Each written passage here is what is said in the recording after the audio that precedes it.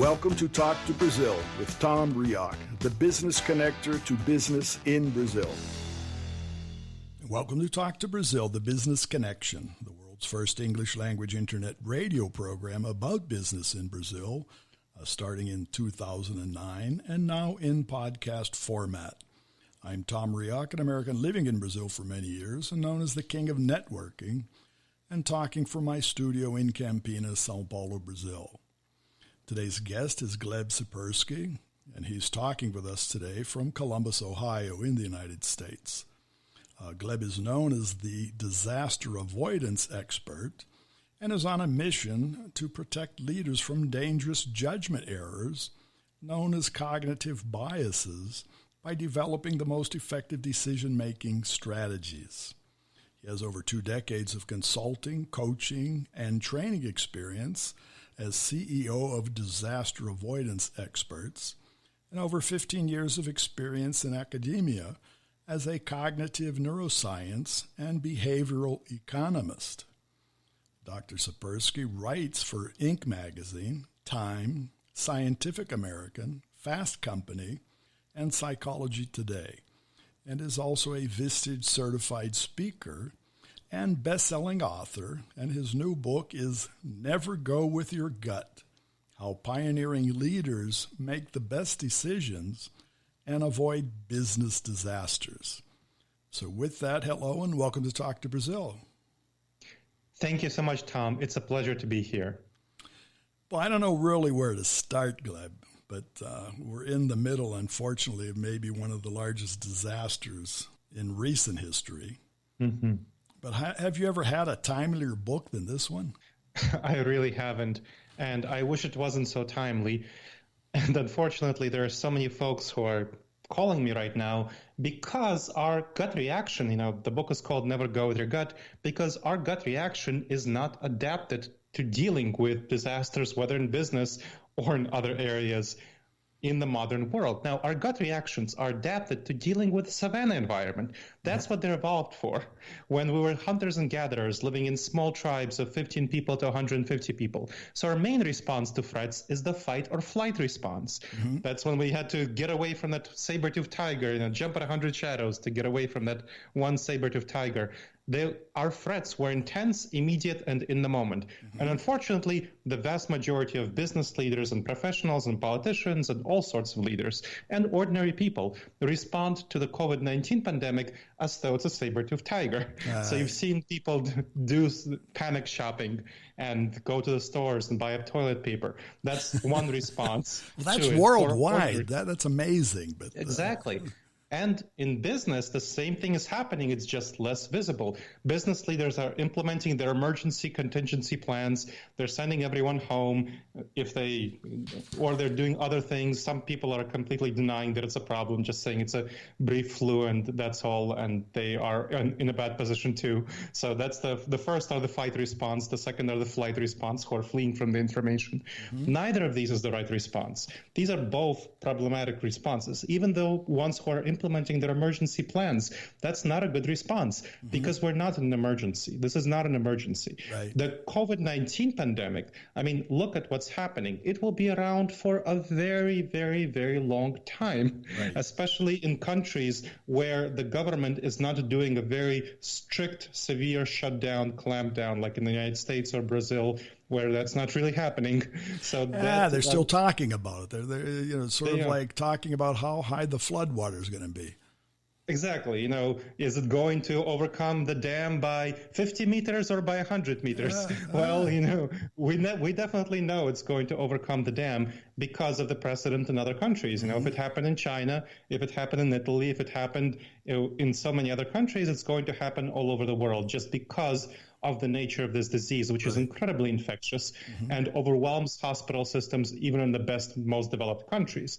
Therefore, it's going to overwhelm hospital systems. And it will be around for a very long time. There's no vaccine will be created at least for the next 18 months. Right. And that's if it's created in 18 months, which is the best case scenario, then it'll take maybe about another year to produce enough of it for everyone to protect at least the vulnerable people, and then distribute it and then vaccinate people. So that's going to be, in the best case scenario, 2 to 3 year period. In worst case scenarios, more like 5 to 7, maybe up to 10 years. This is not an emergency. You can't function in emergency mode for 2 years. And this is what so many business leaders are trying to do right now. They're thinking that they'll function in emergency mode. They can't. They have to accept that what's going on is the new normal. And our brain, it's very not adapted to accepting a major disruption as a new normal because of something called there are cognitive biases, which are the specific decision-making errors that we make as human beings because of how our brain is wired. And the one that's really problematic here is called the normalcy bias. Now, this is a pretty bad one. It causes us to assume that the future, that the medium-term future, the short-term future will be similar to today, to the immediate past. We can't process with our gut reactions, with our feelings. Right. We can't be comfortable with the idea that our world is immediately, in the moment, changed in a major way, majorly disrupted. It doesn't compute. And that is the big problem. We can logic ourselves into it. We can reason ourselves into it, but it doesn't feel comfortable to our gut. And so the people, the vast majority of people, vast majority of business leaders who go with their gut, who trust their intuition, are going to be making the wrong, bad decisions. And I see so many bad decisions being made right now by business leaders around the world, whether in the US, whether in Brazil, whether in other countries that I'm familiar with. They're making really bad decisions. And so I'm getting a number of calls, of course, from people who know me, who know my work, who are like, hey, how can we address this effectively?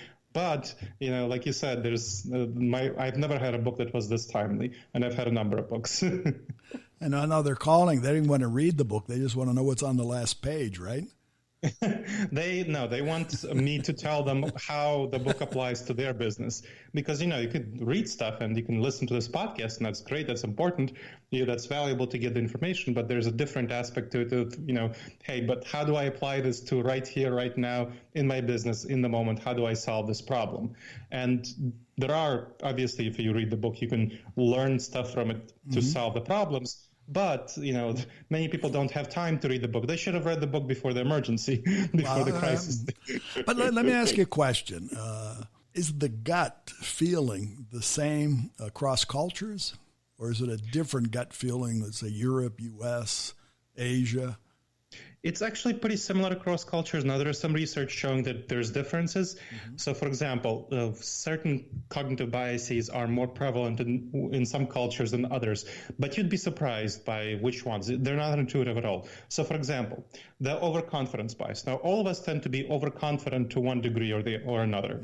We tend to think that our decisions are good, right, that we are smart, that we are wise. So, for example, there's a famous study showing that looking at college students in the U.S. and asking them, hey, how many of you are above average drivers? Are average, above average, or below average? And you'll see that 93% of them said that they are above average drivers. So very confident in their ability. But what's really interesting, so I was looking at studies that compared business leaders from different cultures. And you'll see that surprisingly, I was surprised by this finding. It was very counterintuitive. The finding showed that business leaders in Japan and China tend to be more overconfident than business leaders in the U.S. I was surprised. I thought that the U.S. business leaders would be more overconfident. But there's something about the culture in China and Japan, something about their culture that makes them overconfident even more than the business leaders in the U.S. So it doesn't go necessarily in the patterns that you would expect. I want to take your point of driving and bring that culturally to Brazil. Brazil has this is one of the discussions actually that's going on here, that more people, unfortunately, in Brazil die from automobile accidents and what they think will die from the virus.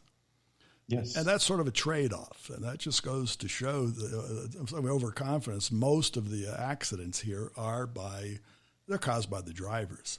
And everybody thinks, somebody else is going to have the accident. But here we're talking about, thousands and thousands of deaths.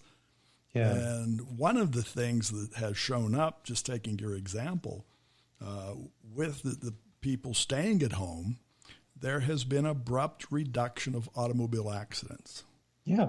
And the plus side is that it's freed up because most of the intensive care units here are full of either car drivers or motorcycle drivers who have had, high trauma accidents, and they are the persons who have filled up the intensive care. Yeah. And so in these last 2 weeks, what was found was that there are fewer accidents, and so now they freed up space. And when you get back to that point, Brazilians just think it's not going to happen to them. As today, many think that they're not going to get the virus. Yes. Yep. Exactly. So You're that exactly overconfidence, that's not only for business leaders, that's for people in general. It is, and it shows up for everyone. So there's a famous study showing that if people say they're 100% confident about something, they're right only about 80% of the time.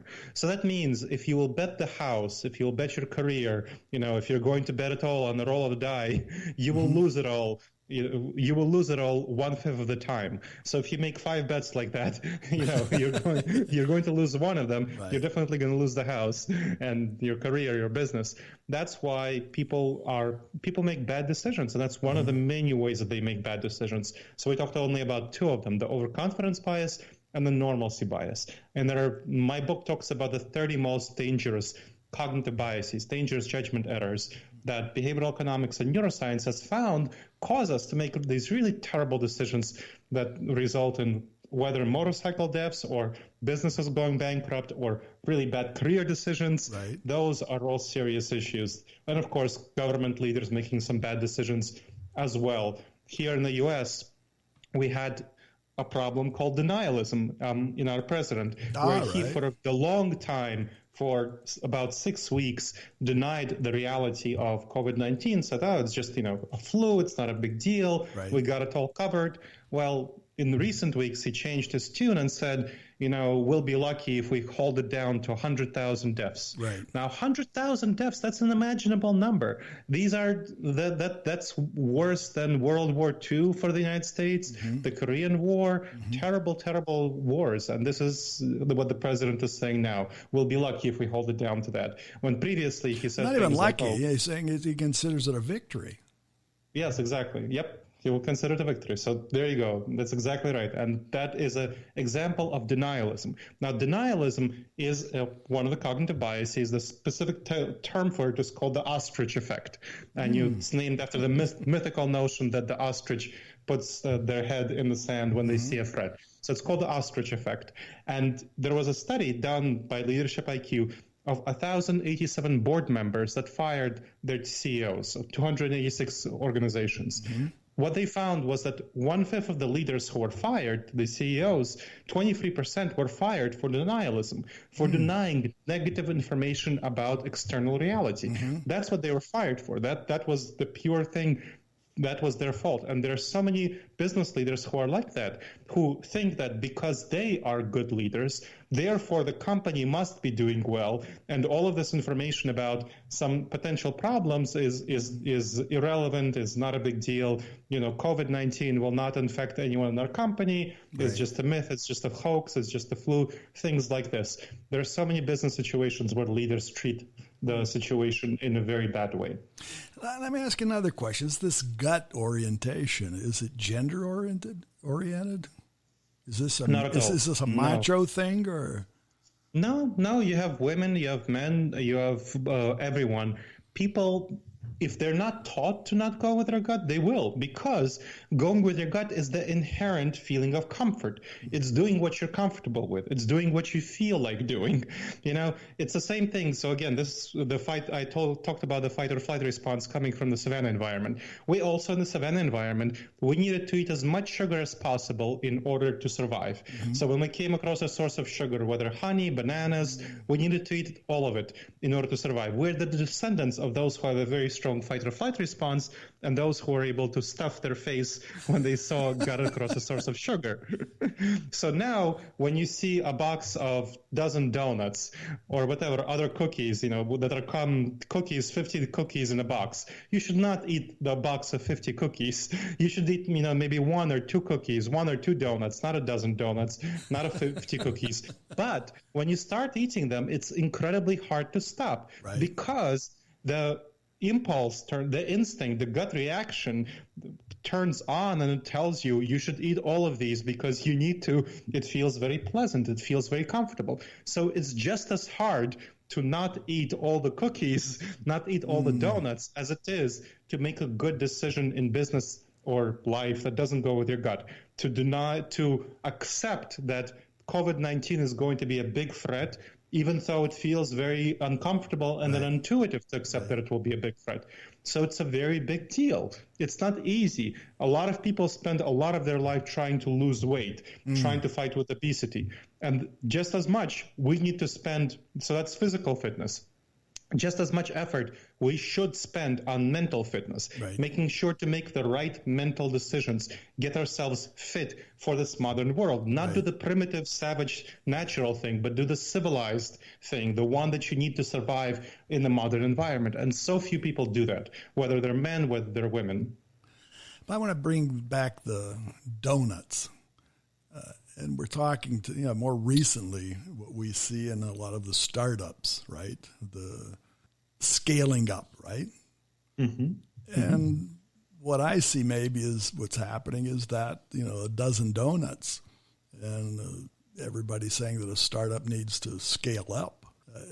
Is that part of the same thing happening in business person's brains that we need to expand, and scaling up, you have to grow. And I have to get more money. I have to get 1 billion of whatever quickly. Is that part of eating 12 donuts? Ask SoftBank and WeWork. I was going to say that. But yes, it is. So it's the same thing. It's not donuts, but it's the same driving factor. That's what's moving the brain around. Exactly. It's a desire to get more resources, more. And sometimes the desire leads in exactly the wrong direction. Now, on the base level, let me just be clear. There's the desire for more is not a bad thing. That helps bring forward business. It's the basis for capitalism. It's not a bad thing. It's a bad thing when it leads to the wrong direction, just like the desire for food is not a bad thing. When people get sick and are unable to eat, they waste away. That's not great. You need food. So you need some motivation to eat, because your motivation comes from somewhere to do something. Well, like a company. You don't need to be obese, right? You just... Exactly. Grow, and the be same healthy, thing be agile, right? Yeah, and the same thing, maybe WeWork should have stopped at some level and not gone so much into debt, and then it should have figured out an effective, profitable business model that would actually make sure that it's profitable rather than focus on growth. And we see the consequence of this focus on growth right now, where it's quite likely to go bankrupt now that SoftBank has pulled out. Right. No, I always saw that, actually. I followed that more or less closely here because you had the effect of co-working that started up, and as they came here and started up, they're getting really high-priced real estate, really fancy environments, and what they tried to attract, and then maybe that's back to the people they were trying to attract also needed more donuts. I'm not really sure, but no, the first was sort of the herd thing. People started going. But then all of a sudden you realize how much it cost. Yes. And then you had competition, you had other things, and then you have most of the startups don't have money even to pay for the rent. So you can look at the donuts, but you really can't buy 12 donuts. You don't have the money. Yes, exactly. And they were not prepared for any sort of major disruption, which eventually would come. WeWork was barely floating by in a very quickly booming, expanding economy when the stock market was the best it's ever been. It was very vulnerable to any sort of disruption. If there was no COVID-19, but just a regular recession, which occasionally happens, WeWork was incredibly vulnerable. That was very clear. SoftBank was very vulnerable. And we see that it's a combination of people not wanting to go to co-working because of COVID-19 and a recession combined. Of course, they'll take them out. I mean, WeWork has no chance. But that same effect, I see that in the stock market there in the States and here. Because here in Brazil, the stock market goes up, the dollar goes down. And the next day it can change. But everything is the volatility is nothing new here in Brazil. Brazil's been volatile for a long time. But again, that's the driver. The approach of, and in Brazil, you step on the gas and you keep stepping on it. And then when somebody decides to stop, then it's both feet on the brake. So there's no middle term. How does a person handle this gut feeling and stay in the middle of the road? Is that possible? It very much is. And what I wanted to talk about is specific decision-making models that you can use to manage your decisions, to make sure that you make good decisions. There are two decision-making models that allow you to address the large majority of cognitive biases automatically by just going through them. Now, you should know about the cognitive biases and see on the decision-making models involve knowledge about them, but by going through them, you address the large majority of them. They'll help you keep to the middle of the road, making the right decisions that neither obese nor wasting away. So one is for quick decisions, everyday decisions that you don't want to screw up. This is not meant to get you the best perfect decision. It's meant to minimize disasters, avoid risks. First, what important information didn't I yet fully consider? So asking 5 questions that help you make about any decision. So first, what important information didn't I yet fully consider? So let's say you're writing an email to an important client. It's very tempting to ignore information that the client will not do what you want them to do. And I know this as a management consultant. So this is very easy to ignore this information. Right. But this is called the confirmation bias, where we tend to ignore information that goes against our beliefs and look only for information that confirms our beliefs. Right. In order to fight it, you need to ask, what information goes against my beliefs? Try to disprove your initial assumptions, your initial ideas. So for example, for the email to the client, think about what might make a client not do what you want them to do. And then revise your email to address these points in advance. That will make your email much stronger and make it much more likely for the client to do what you want them to do. Second, what dangerous judgment errors, cognitive biases didn't I yet address? So, of course, you should know about the cognitive biases and which of them might be involved. If you're, for example, dealing with the future disruption, knowing about the normalcy bias is going to be really important for you. So you need to know about them. Third, what would a trusted and objective advisor suggest I do? So think about that little angel on your shoulder. What would they suggest you do? Tom mentioned that I'm a Vistage speaker. That's a Vistage group. Is a group of peer executives who give each other support and managed by a chair who give each other support. So you can think about if you're part of a Vistage group or another group of peer executives, what they would tell you to do. So think about those things. Fourth, how have I addressed all the ways this could fail? Let's talk about the email. Let's say somebody is stuck at home right now due to COVID-19. They're working at home and their kids are crawling all over them. Maybe they're going to be very distracted and in a bad mood. Right. So probably. Yeah, exactly. So read the email as though you're distracted and as though you're in a bad mood and revise it to address all the possible negative interpretations of it and to draw attention to the most important parts of the email. Finally, what new information would cause me to revisit this decision? What would cause you to change your mind? So, for example, with the email, you can have a revision point. Let's say in a week, if you haven't heard from your client, you decide, you commit to calling your client. And then you let it go. You go on to doing your other work. Otherwise, you're going to be waiting and thinking about the email. You know, what should you do? Maybe you should email your client again. Maybe you should call them, text them, whatever, if you don't make that decision revision point. But if you have that revision point, you just let it go and you go forward. That really helps you make better decisions. So asking those 5 questions, and I talked through them in a couple of minutes, asking those 5 questions about any decision will really help decrease the serious problems that you can suffer from making a decision error. And the email example is realistic. Trust me, I made some errors in communicating to clients before I knew about this method, and knowing this method was very helpful. I agree with it, but and back to your first point of what important info didn't I fully consider. I think we sin on that point because we tend to overemphasize what we already know, and we start off trying to sell that. And we don't really realize or think of what we don't know. And I think that's where, and maybe that's back to what you were saying. People don't want to admit that they don't know because we feel we need to say that we know everything. And if you're a CEO, you're a manager, director, people think you know. Yes. And then you have to come across, say, I don't know. And that seems to be part of the problem. But I think the step-by-step process, and that process could be accelerated, right? Of course, yes. It can definitely be accelerated. You can ask for it quicker and so on, but it only takes a couple of minutes to ask these questions. Right. And it's very useful. The point is to have them, to have a thinking process, right?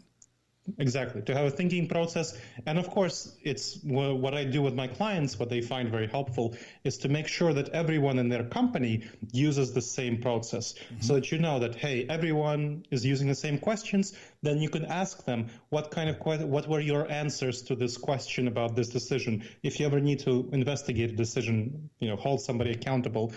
Or if you're part of a team decision-making process, the agenda for a meeting is structured using these 5 questions. And that, of course, helps you have a much more efficient meeting than just talking about a decision for hours without coming to any sort of conclusion. Well, I think that point, too, is important, of the team approach. And I think that starts with having the team and understanding you need a team, because you really can't know everything. And so you have to plug in specialists or outside advisors. You do need that help. You do. And that's the Vistage example was one example. You definitely need that. And it's the best leaders create a culture and environment where they are explicitly humble about their knowledge. They develop a culture of humility and say, hey, I don't know this stuff. You, everyone, are the experts in your fields. I expect you to report to me what I need to know, but don't expect me to be the one who knows it. Right. And it's very different. It's very different from the typical organizational culture where the CEO is, in the Savannah environment terms, the alpha monkey in the room. Well, I agree with that. That's one of the things I always value, because I'm a Vistage member here in Campinas. First of all, that you have a group, and in your peer group, you really agree to not have commercial relations amongst yourself.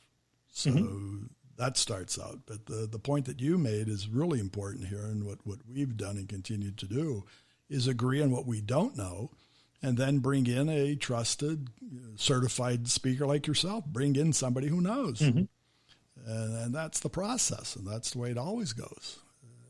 Yeah. So we agree that we don't know. We agree that we have a problem, but bring in somebody who knows. And we see that in many companies, they don't do that.